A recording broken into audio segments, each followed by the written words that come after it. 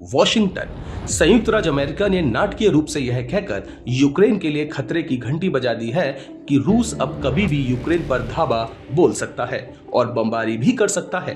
America ने इसके साथ ही अमेरिकी नागरिकों से 48 घंटों के अंदर यूक्रेन छोड़ने को कहा है।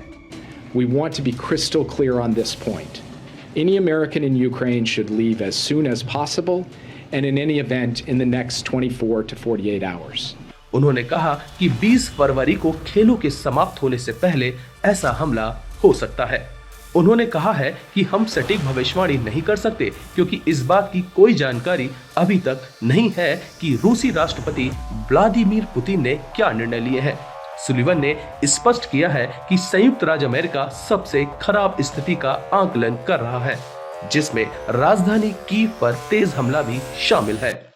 सुलिवन ने कहा कि अगर यूक्रेन पर रूस हमला बोलता है तो ये हवाई बमबारी, और व्हाइट हाउस के राष्ट्रीय सुरक्षा सलाहकार जैक सुलिवन ने वॉशिंगटन में संवाददाताओं से कहा कि यूक्रेन के बगल में फिलहाल बड़े पैमाने पर 1 लाख से अधिक रूसी सैनिकों का जमावड़ा है, जो अब किसी भी दिन यूक्रेन पर हमला बोल सकता है।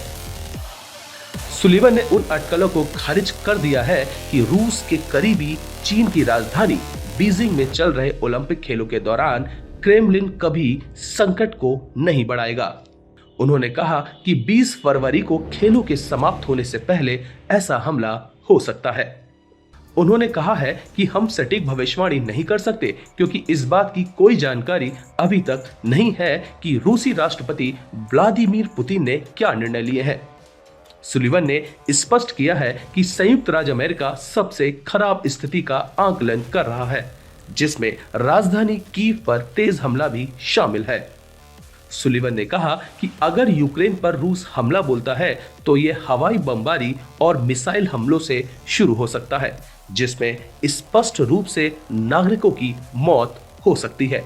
इसलिए यूक्रेन में रह रहे किसी भी अमेरिका नागरिक को जल्द से जल्द और किसी भी हाल में अगले 24 से 48 घंटों में यूक्रेन छोड़ देना चाहिए। इसी बीच पेंटागन ने घोषणा की है कि सहयोगी पोलैंड को मजबूत करने के लिए 3000 और सैनिक भेज रहा है।